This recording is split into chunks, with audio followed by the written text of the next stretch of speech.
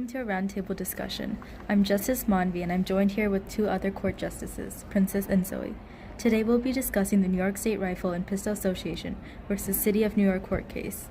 We'll be covering our views through three different aspects of the case: social, legal, and ethical in regards to New York City's limited gun laws. The New York State Rifle and Pistol Association versus City of New York court case is in regarding the transportation of handguns in the City of New York, specifically the ban on transporting guns except when directly to and from shooting ranges, unloaded and in a stored container. In this case, 3 gun owners are challenging the ban, declaring it unconstitutional because of the interference of the right of owning handguns and the right to travel. Hello, thank you for introducing us. So how are we all today? Horrible. This case has been giving me a perpetual pain in the neck. Resolving this is interesting, yet taxing case will only benefit and clarify the ethics of regulations on guns. Oh man, me too. Let's begin our discussion. Justice Zoe, we know that you are taking an ethical perspective on this case. Please, why don't you tell us how you perceived this case when you first learned about it? It's a constant stress. When I was first presented with this case, I was immediately concerned on how the decision would affect the Second Amendment. Even to this day, there are arguments pertaining to the morality of gun and government regulation of the firearms. There are quite a few points of view about if gun regulation is ethical. What about you, Justice Manvi? As this case was newly proposed to me, it raised my thoughts on the public's view partaking how it affects New York City's residents.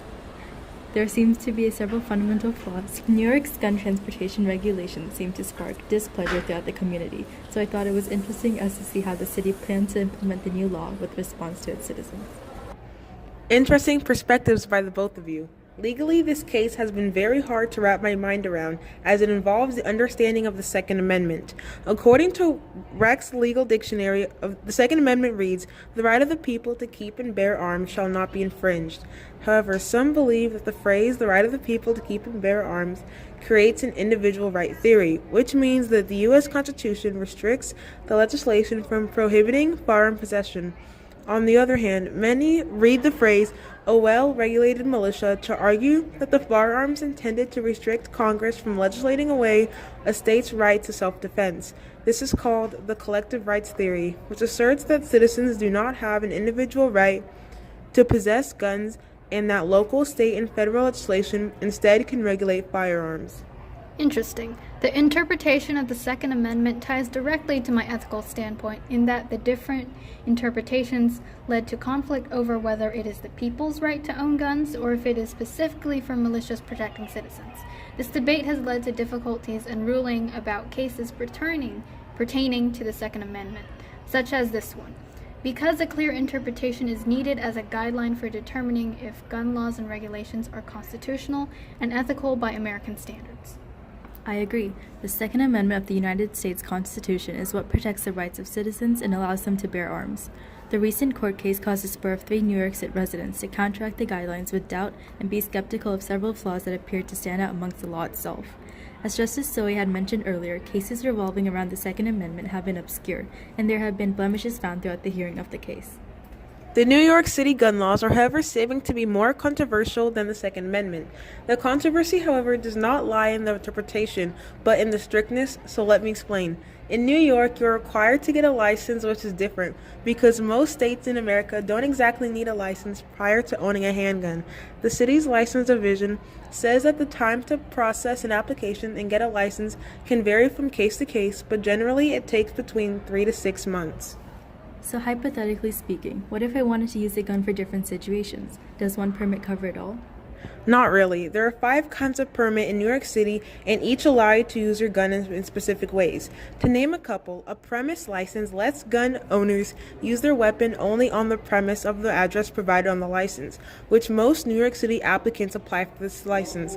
Another one is a carry business license, which allows gun owners to use a concealed gun for employment reasons as well as to carry it from home to workplace.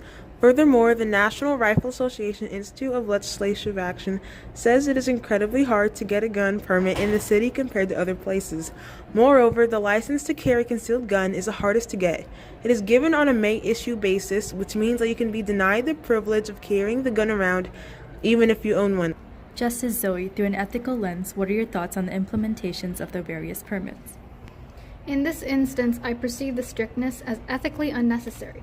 While the multiple gun permits and regulations are to protect New York from gun violence, it seems to me it is doing more harm than good.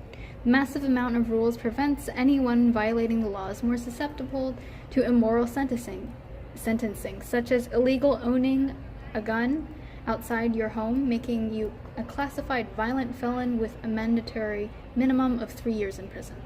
The fact that a person can be considered violent despite not having committed a crime threatening the safety of others makes this regulation unethical by accusing someone of a crime that barely relates to what was done. The rules previously meant to prevent gun violence is leading to unethical sentencing and resent from the American public.